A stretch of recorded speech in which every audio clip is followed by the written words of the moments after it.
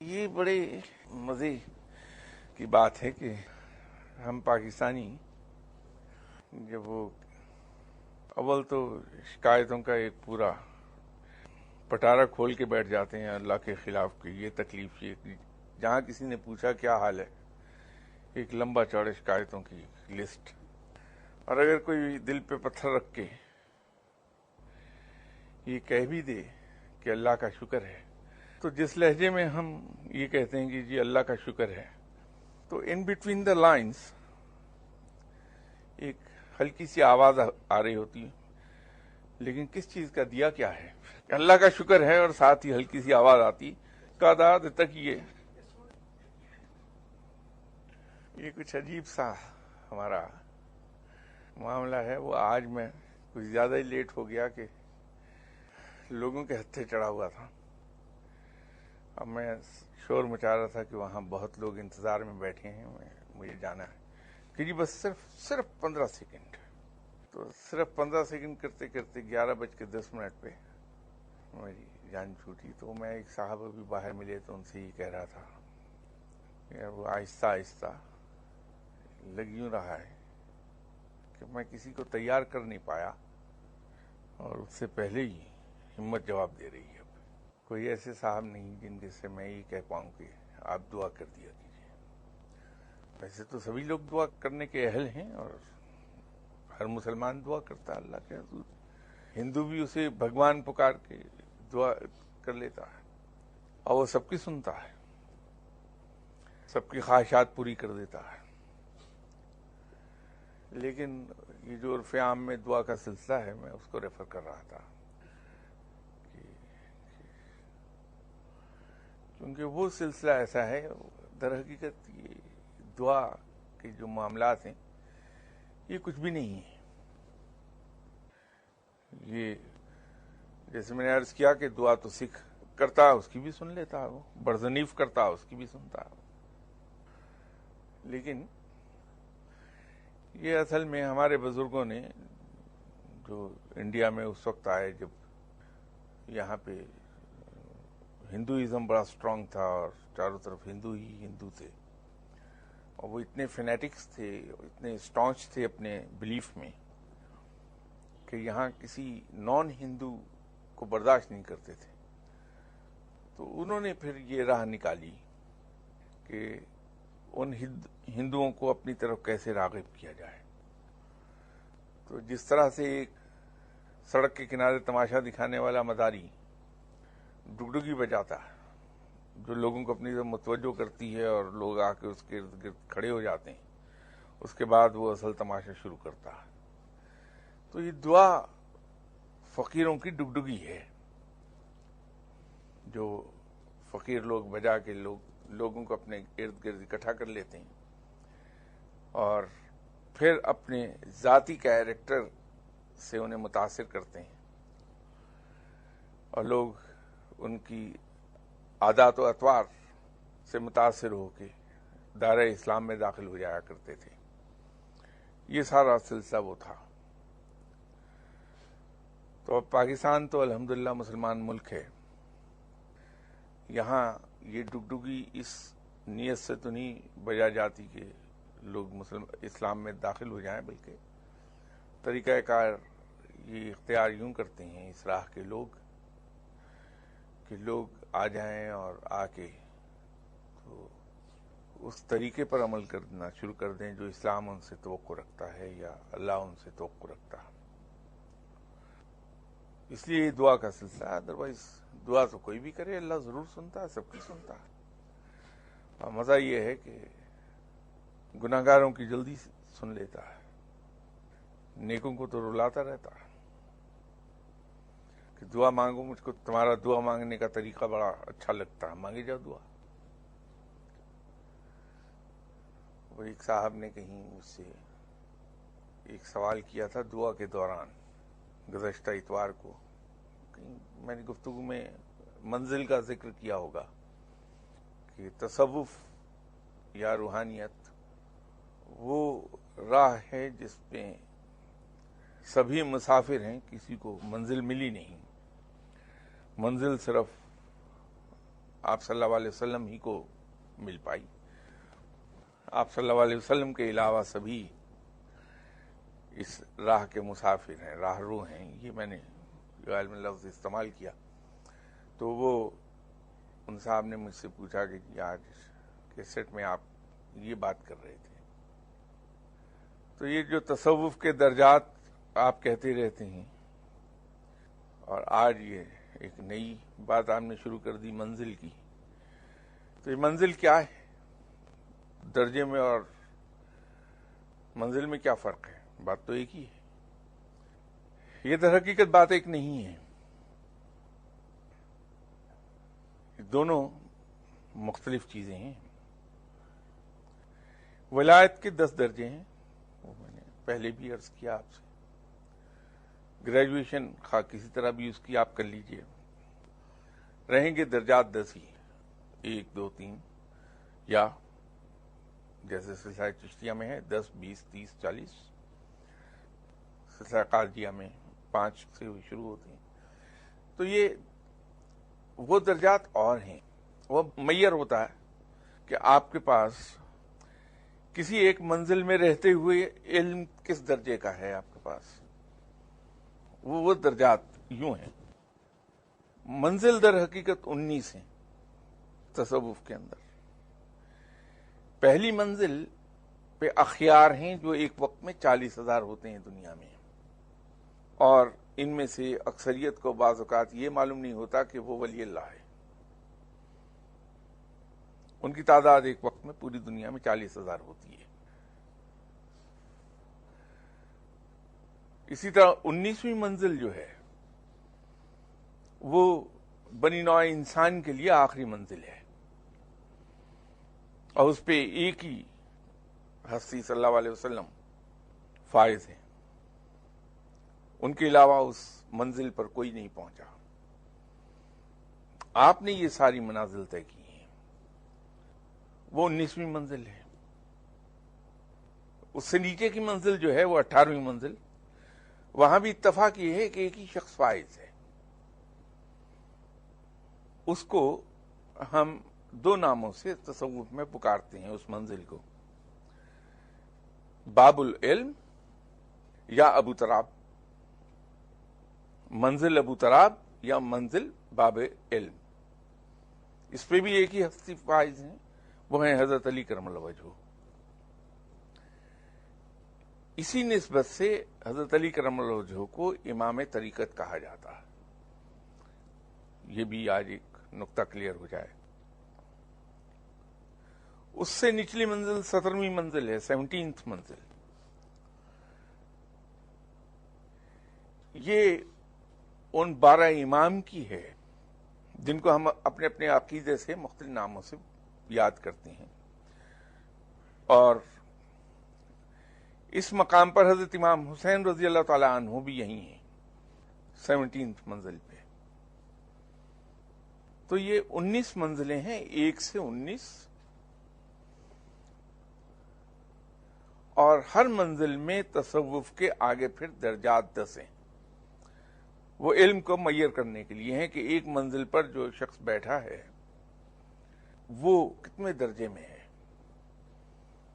جیسے مثال میں عرض کر دوں کہ امامت کا مقام ہے. اب منزل تو وہ 17th ہے، لیکن اب اس کے اعلیٰ ترین درجے پر حضرت امام حسین رضی اللہ تعالیٰ عنہ فائز ہیں. آپ کے پاس 10واں درجہ وہاں اسی منزل میں 17th منزل پہ اعلیٰ ترین مقام ہے. حضرت امام حسن رضی اللہ تعالی عنہ ہیں وہاں. باقی بھی امام وہی ہیں اسی منزل پر، لیکن ان کے علم کے درجے وہ نہیں ہیں. تو یوں یہ فرق ہے دونوں کا، منزل کا اور درجے کا. یہ غیر ملک سے ایک سوال ہے کہ واٹ از صراط مستقیم. بہت لمبا سبجیکٹ ہے، اگر میں گنوانے لگوں کہ اس میں کیا کیا چیزیں آئیں گی. اس کی مختصر سی ڈیفینیشن یہ ہو سکتی ہے کہ صراط مستقیم وہ ہے جس پر رب تعالیٰ ہمیں چلانا چاہتا ہے. دوسرے لفظوں میں یہ وہ خط ہے جس کو dos and don'ts establish کرتے ہیں. اگر انسان وہ تمام کام نہ کرے جس سے منع کیا گیا ہے، ان کاموں سے رکا رہے جن سے اللہ نے روکا ہے، اور وہ کام کرے جس کے لیے تلقین کی گئی ہے، تو جب ان دونوں پر عمل کرے گا تو ایک خط کھنچ جائے گا درمیان میں. سیدھا خط ہے، وہ صراط مستقیم ہے. اور اگر یوں بھی آپ نہ کہنا چاہیں تو ایک اور طریقے سے اس کو بیان کیا جا سکتا ہے کہ آپ صلی اللہ علیہ وسلم کی جو حیات طیبہ ہے وہی صراط مستقیم ہے. اسی کی نقل کر لی جائے تو ہم صراط مستقیم پر چلنے لگیں گے، لیکن اس میں ہم سلیکٹو نہ ہوں، جو ہم بائی ہیبٹ یا بائی نیچر ہم پاکستانی کرتے ہیں، کہ جس طرح ہماری ہیئرنگ بھی سلیکٹو ہے، ہمارا ویژن بھی سلیکٹو ہے، کہ صرف وہ چیزیں ہم دیکھتے ہیں جو دیکھنا چاہتے ہیں، صرف وہ چیزیں ہم سن پاتے ہیں جو ہم سننا چاہتے ہیں.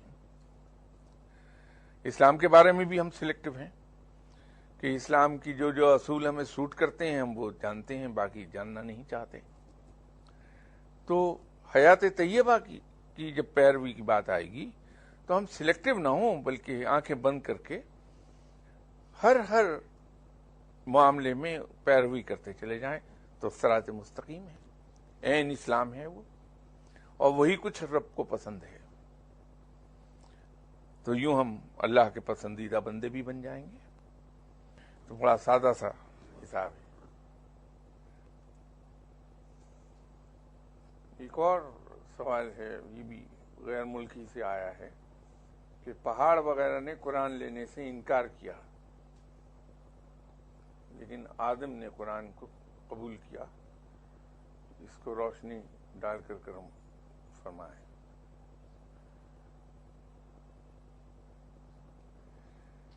میں اس کے لیے معافی چاہتا ہوں، اس لیے کہ یہ واقعہ نہ تو میرے علم میں ہے، نہ مجھے اتفاق ہوا کہیں پڑھنے کا کہ قرآن پہاڑ کو پیش کیا گیا اور پہاڑ نے انکار کر دیا اس کو لینے سے. اور نہ ہی مجھے یہ علم ہے کہ حضرت آدم علیہ السلام کو قرآن دیا گیا تھا اور آپ نے قبول فرمایا. یہ میرے علم میں نہیں ہے، میں اس معاملے میں لا علم ہوں بالکل. البتہ اتنا مجھے ضرور پتا ہے کہ قرآن میں یہ لکھا ہے کہ اگر اسے پہاڑ پر اتارا جائے تو وہ ریزہ ریزہ ہو جائے گا، اور اس کا پریکٹیکل ڈیمونسٹریشن رب نے حضرت موسیٰ علیہ السلام کو کر کے بھی دکھایا تھا. یہ ایک سوال مجھے انگلینڈ میں کیا گیا تھا، آج سے کچھ 10 سال پہلے. ایک محفل تھی وہاں جہاں مجھے انوائٹ کیا تو میں گیا ہوا تھا. وہاں ایک صاحب نے یہ سوال پوچھا تھا کہ صاحب یہ بات سمجھ میں نہیں آئی کہ پہاڑ جو اتنی مضبوط چیز ہے اور اتنے سائز میں اس قدر بڑا ہے، اس پر تو اللہ نے اپنی تجلی ڈالی تو وہ ریزہ ریزہ ہو گیا، لیکن انسان نے اسے برداشت کیا اور اس کو ایبزارب کیا، تو یہ کیسے ممکن ہوا؟ اب چونکہ جو سوال میں پوچھی گئی یہ بات وہ میرے علم میں نہیں ہے، تو اس کا تو جواب میں نہیں دے پاؤں گا، کیونکہ وہ بددیانتی ہے کہ میں ایسی کوئی بات کہنے کی کوشش کروں جو مجھے علم نہیں. لیکن اس کا میں جواب آپ کے سامنے ریپیٹ کر دیتا ہوں جو 10 سال پہلے میں نے انگلینڈ میں دیا تھا. فرق یہ ہے کہ پہاڑ بالکل بے جان چیز تھا، اس کے اندر سوائے پتھروں کے اور کوئی چیز نہیں تھی. اس کے برعکس پیغمبر نور الہدیٰ والمتقین سے بنائے گئے ہیں، جو اللہ نے اپنے نور سے 2 حصے لیے تھے، نور الہدیٰ والمتقین اور نور الہدیٰ والعالمین. اس سے ان کی روحوں کو تخلیق کیا گیا تھا. تو چونکہ وہ خود نور کا حصہ ہے انسان کی تخلیق، اس کی روح، اور وہ نور اللہ کے نور سے لیا گیا ہے، اس نور پر اگر اللہ ہی کی تجلی آئے گی تو اس پر فرق نہیں پڑے گا. یہ بالکل ایسا ہے کہ اگر ایک لائن جا رہی ہے بجلی کی، اس میں اگر کرنٹ ہے سے 132 kVA، اگر آپ اس میں 220 وولٹ کی بجلی کو جوائن کریں تو اس سے زیادہ کوئی فرق نہیں پڑے گا. زیادہ آپ کو ایک ٹرانسفارمر لگانا پڑے گا جو دونوں کو ایکولائز کر دے، اس سے زیادہ کوئی فرق نہیں پڑے گا. لیکن اسی بجلی کو آپ ذرا پانی جو زمین پر بکھرا ہے اس میں ذرا ٹچ تو کر کے دکھائیے، وہاں شعلے بھڑک اٹھیں گے ایک دم. یا وہ کسی اور چیز سے مس کر جائے اور وہ ارتھ ہو جائے تو اسی وقت جل کے بھسم ہو جائے گی وہ چیز. بالکل اسی طرح ایک نور کل اور دوسرا اسی کل کا ایک حصہ نور. فرق وہی ہے جو 132 kVA کرنٹ میں اور 220 وولٹ کرنٹ میں ہے، لیکن بہرحال دونوں بجلی ہیں. تو اگر آپ سٹیپ اپ ٹرانسفارمر لگا کے اس کو جوائن کر دیں گے تو فرق نہیں پڑے گا. تو یوں انسان نے اس تجلی کو ایبزارب کر لیا اپنے اندر. اسی طرح جو قرآن ہے وہ پہاڑ پر اگر اتارا جاتا ہے تو ریزہ ریزہ ہو جاتا ہے. اس قرآن کے اندر اتنی زیادہ تجلی ہے، اس میں بھی کوئی شک نہیں. لیکن یہی قرآن آپ صلی اللہ علیہ وسلم پر نازل ہوا، اور آپ صلی اللہ علیہ وسلم سوائے اس کے کہ منہ سرخ ہو جاتا تھا، اس وقت جسم میں راشا آتا تھا، ایک بار لرزہ آتا تھا، لیکن اس کے نازل ہونے کو برداشت کر لیتے تھے آپ صلی اللہ علیہ وسلم. اس کی بھی وجہ یہی ہے. ایک اور غیر ملک ہی سے سوال ہے کہ قرآن ہی انسان کو عزت پہنچا سکتا ہے، اس پر روشنی ڈالیے. اب بہت آسان سی بات ہے یہ تو. قرآن ہے میسج اللہ کا، یہ آئینے زندگی ہے انسان کے لیے. فرق یہ ہے کہ اس کانسٹیٹیوشن کو اللہ نے جگہ جگہ ایکسپلین کیا، مثالیں دے کے، پچھلے واقعات بیان کر کے. لیکن بات وہی ہے کہ اللہ نے اپنے آپ کو انٹروڈیوس کرایا ہے کہ میں کون ہوں، میری قدرت کیا ہے، اور تم لوگوں کو کس نے بنایا. یہ سارا اس کو ہم پریمبل کہہ سکتے ہیں. اس کے بعد ہمیں بتایا کہ ہم نے زندگی کیسے گزارنا ہے اس دنیا کے اندر، اور ایک حصہ سزا و جزا سے متعلق ہے کہ اگر ہم نے اللہ کے فرمان کے مطابق زندگی گزاری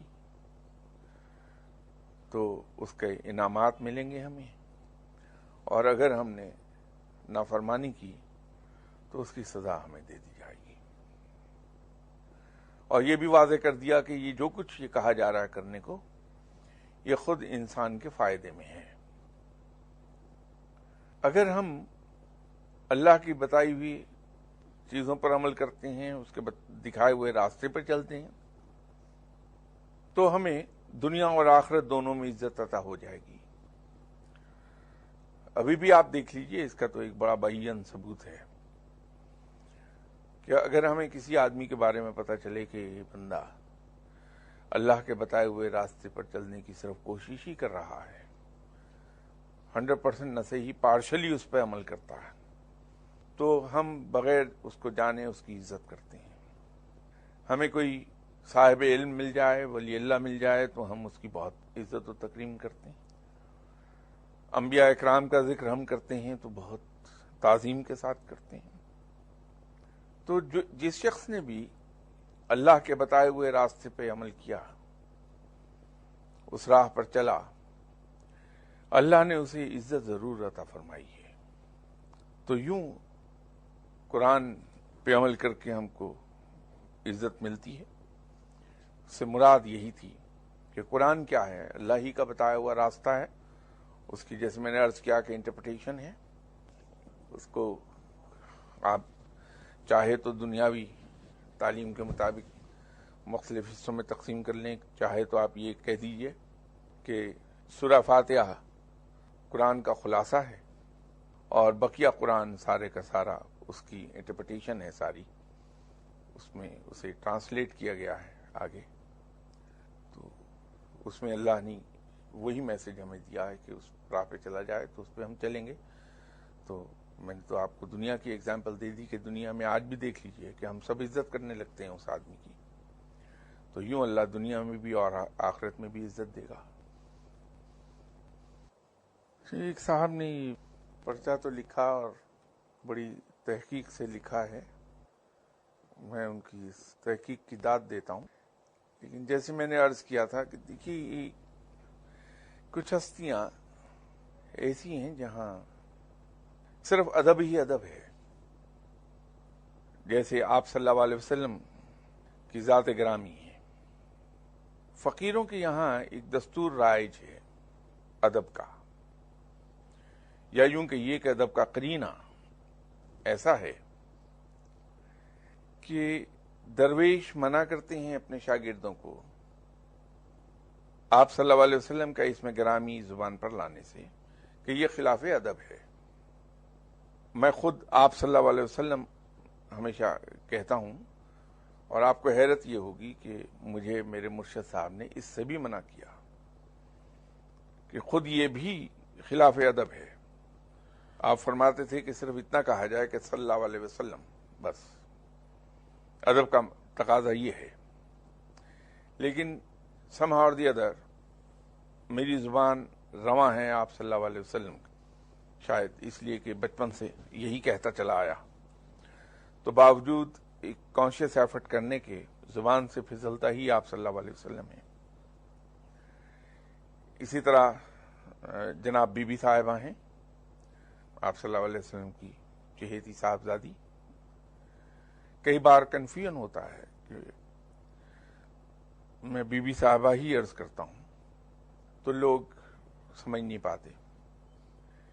لیکن مسئلہ یہ ہے کہ وہ اتنی عظیم ہستی ہیں اور میں یہ سمجھتا ہوں کہ میری زبان اس لائق نہیں کہ میں بی بی صاحبہ کا اس میں گرامی اپنی زبان پر لا پاؤں.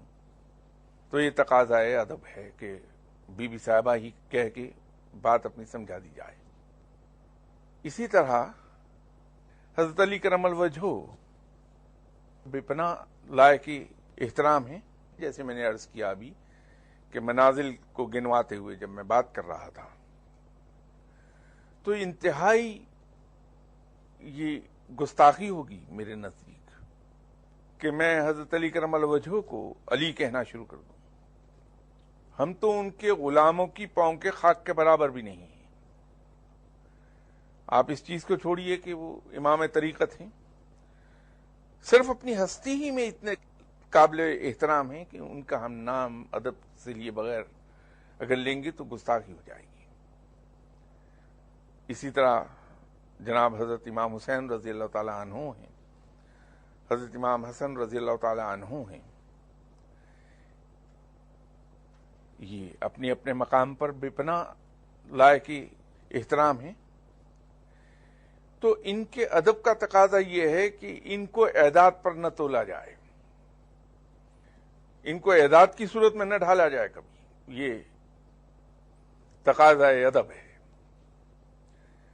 میں یہ پورا پرچہ پڑھ دیتا لیکن اسی خوف سے نہیں پڑھ رہا کہ اس میں ایسی عظیم ہستیوں کو اعداد پر تولا گیا ہے.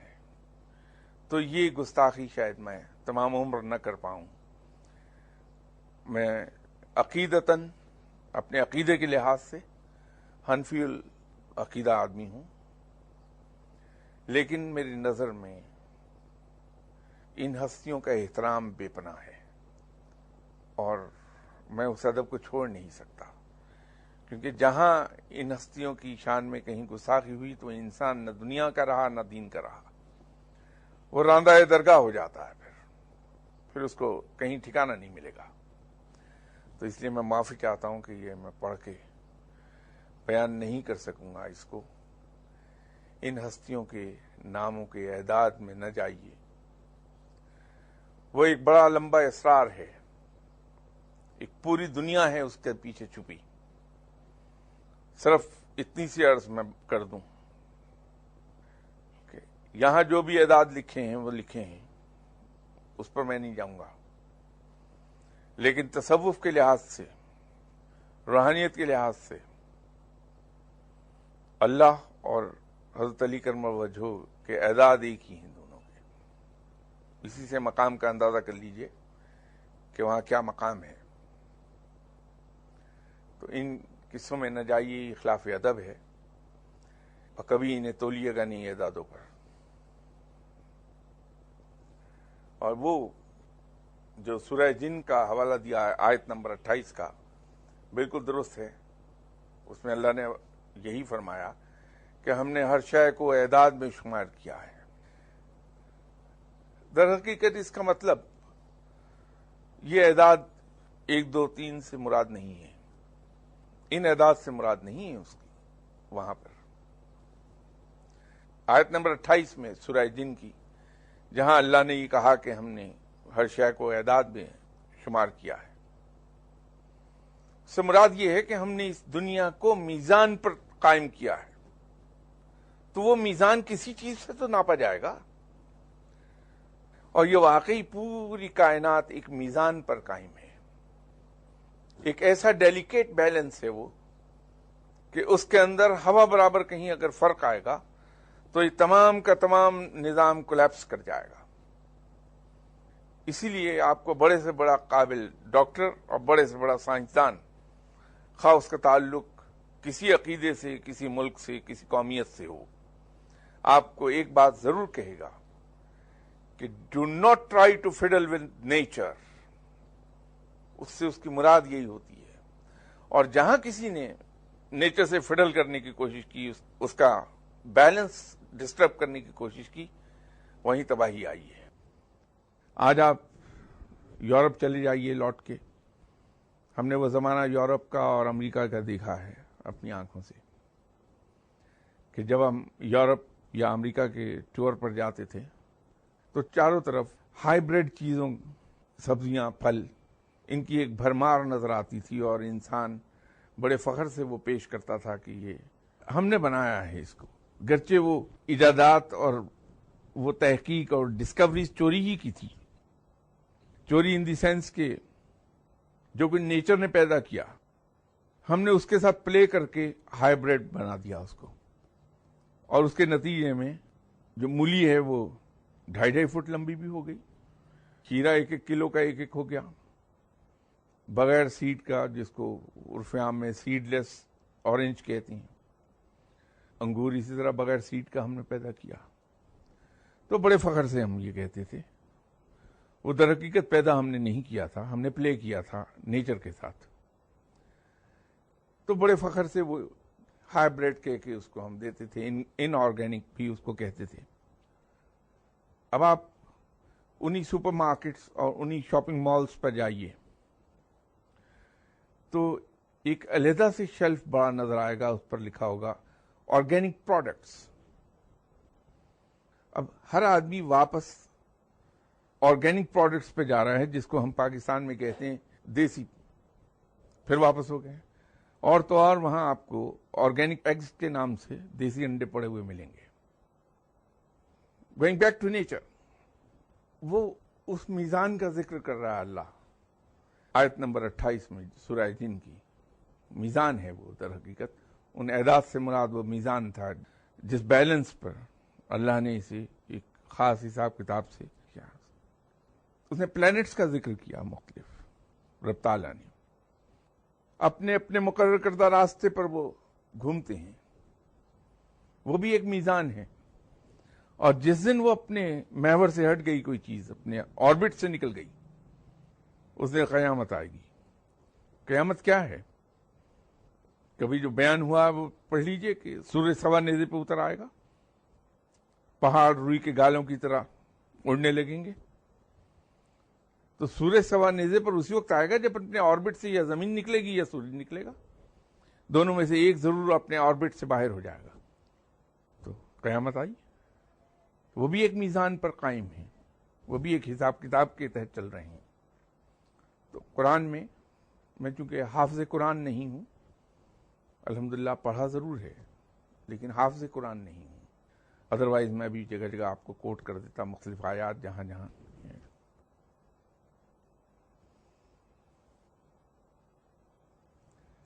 سورہ مجادلہ کی آیت نمبر 7 میں وہ جو اللہ نے بیان کیا کہ جہاں 5 ہوتے ہیں وہاں میں خود ہوتا ہوں، حواس خمسہ کتنے ہیں؟ گرچہ اس کی تعداد میں حواس خمسہ کہتے ہوئے خود ہی بتا رہا ہوں 5 ہیں۔ ہم چیزوں کو کس طرح سے پرکھتے ہیں اور جانتے ہیں؟ انہی حواس خمسہ سے۔ ہم اپنے آپ کو کیسے پہچانتے ہیں؟ عقل سے، لیکن ریفرنس مشاہدے کا ہے کہ فطرت کا مشاہدہ کرتے ہیں اور اسے عقل پر پرکھتے ہیں تو ہم اپنے آپ کو جاننے لگتے ہیں، اور جو شخص اپنے آپ کو پہچانتا ہے وہ رب کو پہچان لیتا ہے۔ ایک تو یہ جملہ یاد رکھیے۔ ایک اور چیز کیا مشہور ہے کہ رب دل میں رہتا ہے، میں شارک سے زیادہ قریب ہوں، یہ رب کا دعویٰ ہے۔ شارک سے زیادہ قریب کیا چیز ہے؟ تو وہ تو کہیں اندر ہی رہتا ہے نا۔ پھر اگر شارک سے قریب ہے تو پھر اندر ہی کہیں رہ رہا ہے، ورنہ شارک سے زیادہ قریب تو کچھ بھی نہیں ہے۔ پھر انسان جب تک زندہ ہے اس کے یہ پانچوں کے پانچوں حواس کام کرتے ہیں، اور جہاں یہ حواس کام کرنا چھوڑ گئے پانچوں، انسان ختم ہو گیا۔ یا یوں دوسرے لفظوں میں، زیادہ صحیح لفظوں میں یوں کہہ لیجئے کہ انسان کے مرنے کے بعد یہ پانچوں حواس بھی بے حس ہو جاتے ہیں۔ تو رب کہاں ہوا جہاں یہ پانچوں ہیں؟ انٹرپریٹ تو اس کو کسی طرح کر لیجئے آپ، لیکن جو کچھ اس سے مراد آیت نمبر 7 سورہ مجادلہ کی جو کہہ رہی ہے وہ در حقیقت اللہ کی موجودگی کو بتا رہی ہے کہ میں خود انسان کے اندر قائم ہوں، مجھ سے بچ کر کوئی جا نہیں سکتا، میں محیط ہوں ہر چیز پر، ہر چیز میرے اندر سموئی ہے اور کوئی شخص مجھ سے باہر نہیں ہے، وہ یہ مراد ہے۔ باقی دیکھیے پنجتن پاک کے مقام میں نے تو عرض کیا کہ اتنا بلند ہے کہ ان کا میں نام نہیں لے پاتا، وہ ایسے بڑے مقام پر ہیں۔ علم کی نہریں وہیں سے بہتی ہیں، تصوف اسی راستے سے راستہ اوپر اللہ تک جاتا ہے، ان کی برکات ہیں کہ یہ دنیا قائم و دائم ہے۔ پنجتن پاک ہی میں سے ایک ہستی نے اپنی اور اپنے اہل و عیال کی قربانی دے کے اس اسلام کو زندہ رکھا۔ کیا کیا اعزازات نہیں ہیں وہاں، ان کا مقام بہت بلند ہے، اس سے انکار نہیں۔ لیکن آیت نمبر 7 کا مطلب در حقیقت یہ ہے کہ رب یہ کہہ رہا ہے کہ جہاں انسان زندہ انسان ہے وہاں میں موجود ہوں، کوئی انسان مجھ سے باہر نہیں ہے، میں نے سب کو محیط کیا ہے، میں سب پر حاوی ہوں۔ اپنی موجودگی اومنی پریزنس کا کلیم کر رہا ہے، یوں کہیے، یہ اس کو بتا رہا ہے کہ میری اومنی پریزنس ہے، ہر جگہ موجود ہوں، جہاں زندگی ہے وہاں میں موجود ہوں۔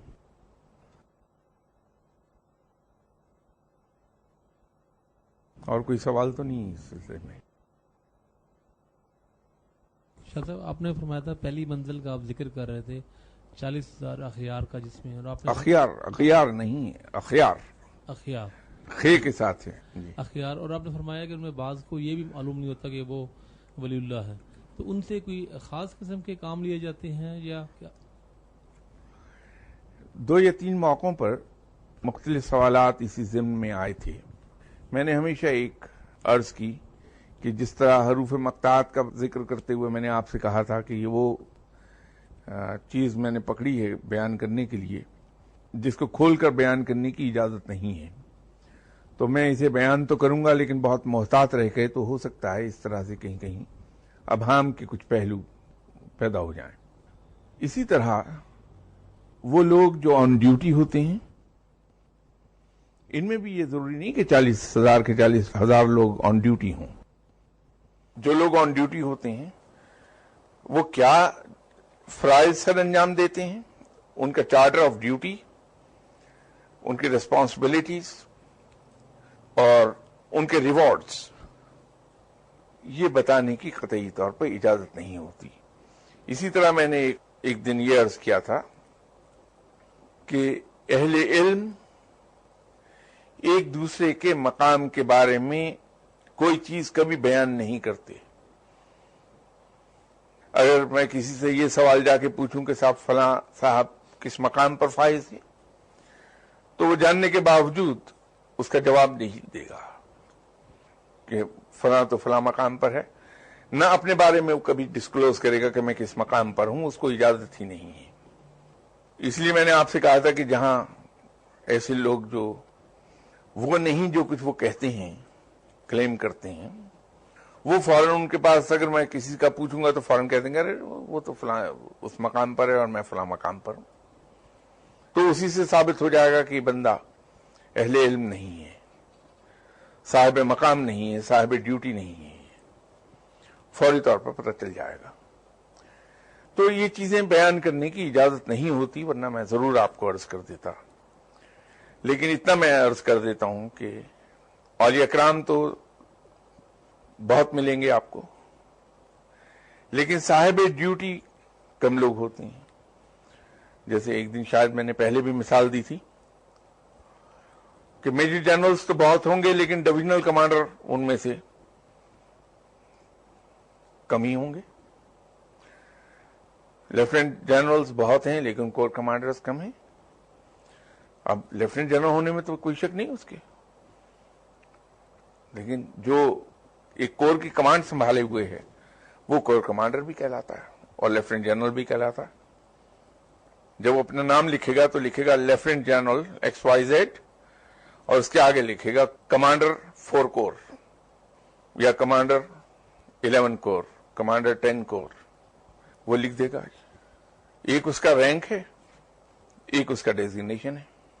ڈیزگنیشن چینج ہوتا رہتا ہے، رینک جو ہے اسی وقت چینج ہوگا جب وہ پروموٹ ہو جائے گا، اور اگر جس رینک میں ریٹائر ہوگا تو اس کا لائف لانگ رینک بن جائے گا، وہ مرتے دم تک لکھنے کا مجاز ہے۔ تو اولیاء کرام میں بھی ولی اللہ تو رینک ہے، لیکن جو فرائض وہ سر انجام دے رہا ہے، جس ڈیوٹی پر بیٹھا ہے، وہ اس ڈیوٹی پر بیٹھ کے لیکن کیا ڈیوٹی کر رہا ہے وہ نہیں بتائی جا سکے گی کبھی۔ تصوف کے 4 سلاسل ہیں، جی آپ نے ایک کا ذکر فرمایا۔ نہیں، میں تو چاروں کا ذکر کرتا رہتا ہوں۔ نہیں سر، آج کی گفتگو میں نہیں، وہ تو ایک ایسی مثال دی تھی۔ نہیں سر، میں مثال میں یہی عرض کروں تو جو باقی 3 ہیں کسی وقت ان پہ بھی تھوڑی سی روشنی ڈالی۔ نہیں، یہ دیکھیے بات یہ ہے کہ دیکھیے آپ موٹر وے تک جانا چاہتے ہیں لاہور کے کسی بھی حصے سے، تو آپ کے پاس کئی راستے بن جائیں گے۔ اگر آپ فیروز پور روڈ پہ رہ رہے ہیں تو آپ کے پاس کئی ایک آپشنز ہیں، آپ نہر کے ساتھ ساتھ چلے جائیے، وہاں سے ملتان روڈ سے موٹر وے پہ چلے جائیے، آپ گارڈن ٹاؤن مین بلیوارڈ پر چلے جائیے، وہاں سے آپ سیدھے نکل جائیں فیصل ٹاؤن کی طرف سے اور پھر موٹر وے تک چلے جائیں گے۔ آپ علامہ اقبال ٹاؤن مین بلیوارڈ سے ہوتے ہوئے ملتان روڈ، وہاں سے یتیم خانے کے راستے موٹر وے پہ پہنچ جائیے۔ معاملہ تو ہے رب تک جانے کا، تو جس راستے سے بھی آپ چلے جائیے راستہ تو ایک ہی جگہ جا پہنچے گا۔ اوپر جا کر تو یہ چاروں کے چاروں نیرو ڈاؤن ہو کے ایک ہی جگہ پر چلے جائیں گے، اور اس کے آگے پھر اور ایک ہی راستہ جاتا ہے سب۔ اس لیے اس کو یہ کہنا کہ فلاں فلاں ہے فلاں فلاں ہے، یہ کچھ زیادہ درست نہیں ہوگا۔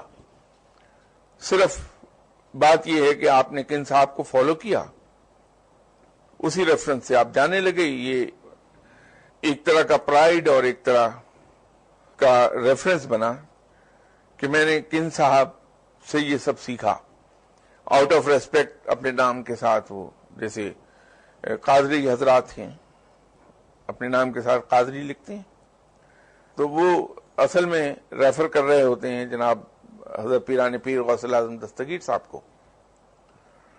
جناب کا اس میں گرامی شیخ عبد القادر جیلانی ہے، تو اس ریفرنس سے اپنے آپ کو قادری کہتے ہیں، اور اسی سلسلے سے جو لوگ جنہوں نے فیض پایا جناب شیخ عبد القادر جیلانی رحمۃ اللہ علیہ صاحب سے، انہوں نے اپنے آپ کو قادری لکھنا شروع کر دیا، تو یوں ہی سلسلہ قادریہ وجود میں آ گیا۔ اس سب کانٹیننٹ میں جن لوگوں نے فیض پایا جناب حضرت خواجہ غریب نواز صاحب سے، انہوں نے اپنے آپ کو چشتی لکھا، اسی طرح سہروردیہ ہے، نقش بندیہ ہے۔ تو یہ تو جس بزرگ کے پاس گیا وہاں سے فیض پایا، آؤٹ آف ریسپیکٹ اور اپنا ایک تعلق اور نسبت ظاہر کرنے کے لیے اپنے نام کے ساتھ انہوں نے اس کو لکھ لیا، ادروائز تو راستے ایک ہی جگہ جاتے ہیں، سب منزل سب کی ایک ہی ہے، کوئی فرق نہیں ہے ان میں، اس لیے ان چاروں کا احترام کیا جانا چاہیے اور تنقید نہ کی جائے کسی پر۔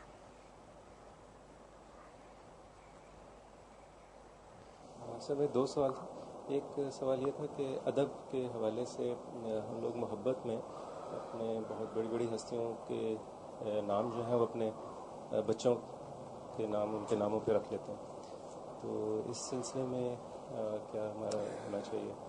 اور دوسرا یہ تھا کہ جو معراج کے حوالے سے تھا وہ تو سمجھ آ گیا، وہ جو پیغمبروں کی روح کے حوالے سے آپ نے بتایا کہ وہ نور الخدا نور المتقین سے بنی ہے، تو وہ اگزامپل اچھی تھی، لیکن وہ معراج ہم جو سمجھتے ہیں وہ یہ ہے کہ وہ جسمانی معراج ہے، تو وہ اس حوالے سے تھوڑا سا وضاحت ہو جائے کہ وہ جسم جو ہے وہ کس طریقے سے اس تجلی کو برداشت کرے۔ بات یہ ہے جناب کہ ہم عقیدت کی وجہ سے بڑی ہستیوں کے ناموں پر اپنے بچوں کے نام رکھ دیتے ہیں، اس میں کوئی حرج نہیں ہے، کیونکہ جب ہم پکاریں گے تو معاملہ نیت کا آئے گا کہ ہماری نیت اس ہستی کو پکارنے کی نہیں ہے، ہماری نیت تو ہے اپنے بچوں کو آواز دینے کی۔ اگر ہم اسے ڈانٹیں گے تو ہم اپنے بچے کو ڈانٹنے کی نیت سے ڈانٹ رہے ہوں گے، اس سے قطعاً یہ نیت نہیں ہوگی، معاذ اللہ اللہ معاف فرمائے، کہ ہم اس بزرگ ہستی کی شان میں گستاخی کوئی کر رہے ہیں۔ تو اس لیے اس میں کوئی حرج نہیں، انعام رکھے جائیں اور باعث برکت ہوگا انشاءاللہ۔ یہ جہاں تک اسلام کی مختلف چیزوں کی بات ہے، ایک زمانے میں غیر مسلم حضرات نے اس پر شور مچایا کہ دنیا کی سب سے بڑی مائتھولوجی گریک مائتھولوجی ہے، اس کے بعد پھر نمبر آتا ہے ہندو مائتھولوجی کا۔ تو ایک زمانے میں مخالفین نے، اسلام کے مخالفین نے، یہ واقعہ معراج کو بھی یہ کہا کہ یہ اسلامک مائتھولوجی ہے، لیکن اللہ تعالیٰ اپنے کلام کی سچائی کو بہرحال ثابت کرتا ہے۔ تو آہستہ آہستہ جو سائنس ترقی کرتی گئی تو معلوم ہوا کہ روشنی کی سپیڈ بے پناہ ہے، تو خیال یہ ہوا کہ شاید وہ سفر روشنی کے دوش پر کیا گیا۔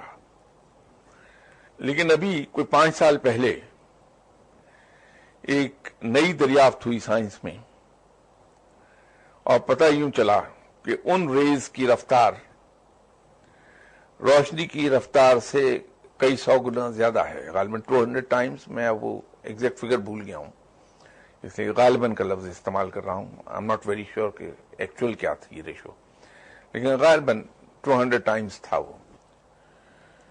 تو اب روشنی کی رفتار کا اندازہ کر لیجئے، اور اس کے بعد اگر کوئی چیز ایسی ہے جو 200 ٹائمز گریٹر سپیڈ پر جاتی ہے تو اس کے سفر کا اندازہ کر لیں۔ اور ابھی یہ ابتدا ہے، ابھی اس کے بعد اور جب دریافت ہوگی سائنس کی، ڈسکوریز نہیں آئیں گی، تو پھر پتہ یہ چلے گا کہ نہیں صاحب، اللہ یقیناً قادر ہے، اور اس کو سائنس پروو کرتی ہے کہ کسی بھی اپنے بندے کو جسمانی طور پر وہ لمحوں میں زمین سے عرش تک سفر کرا دے۔ تو اب یہ پروو ہو رہا ہے آہستہ آہستہ۔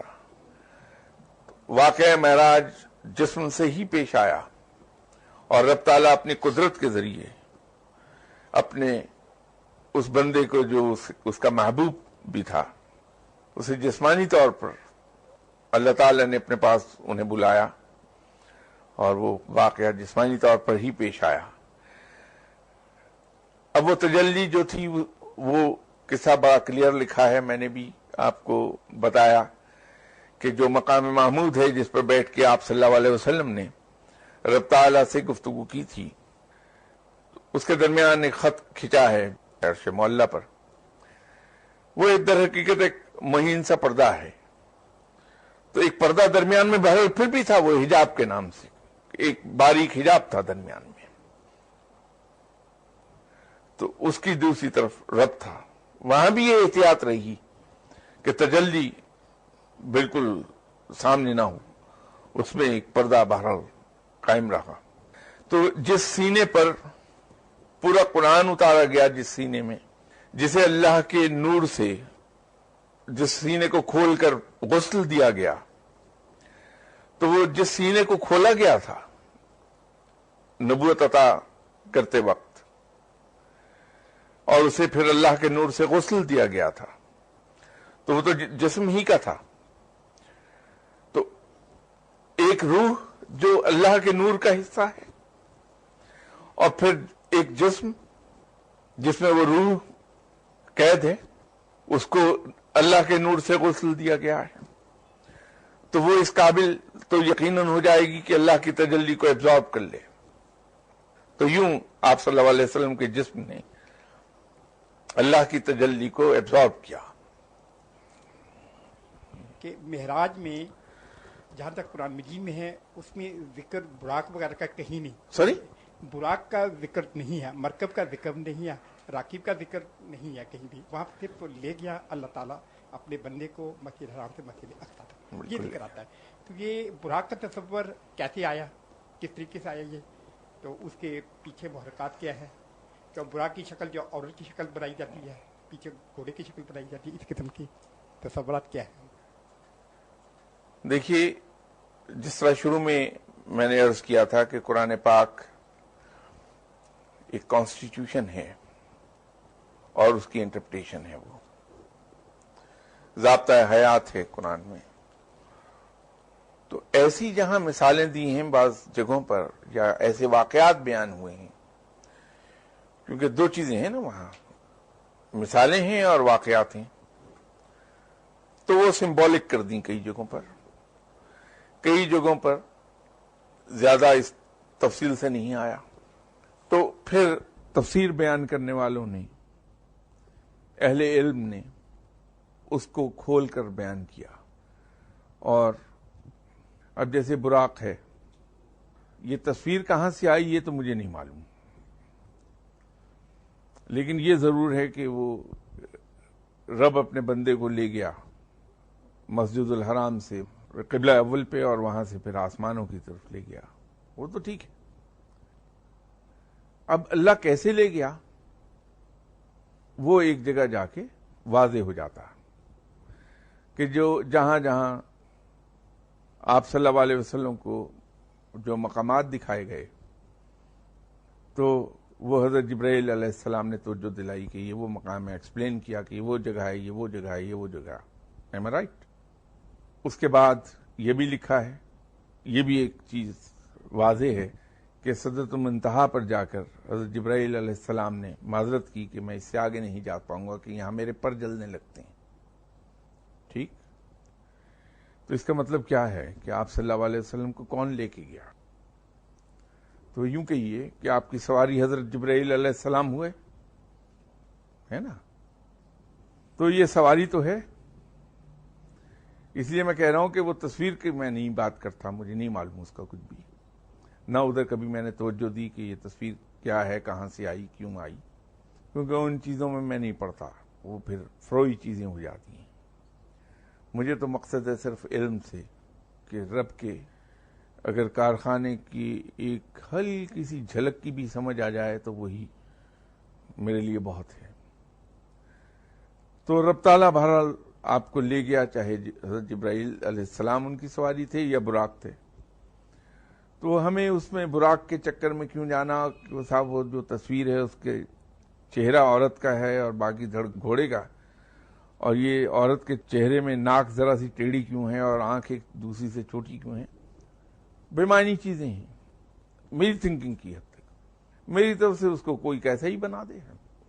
مجھ کو تو اتنا پتا کہ حضرت جبرائیل علیہ السلام کی معیت میں گئے، اور میں گمان یہ کرتا ہوں کہ وہ آپ ہی کو وہ لے گئے، تبھی انہوں نے فرمایا کہ میرا یہاں سے پر جلتے ہیں میرے، ٹھیک، اتنا ہی کافی ہے۔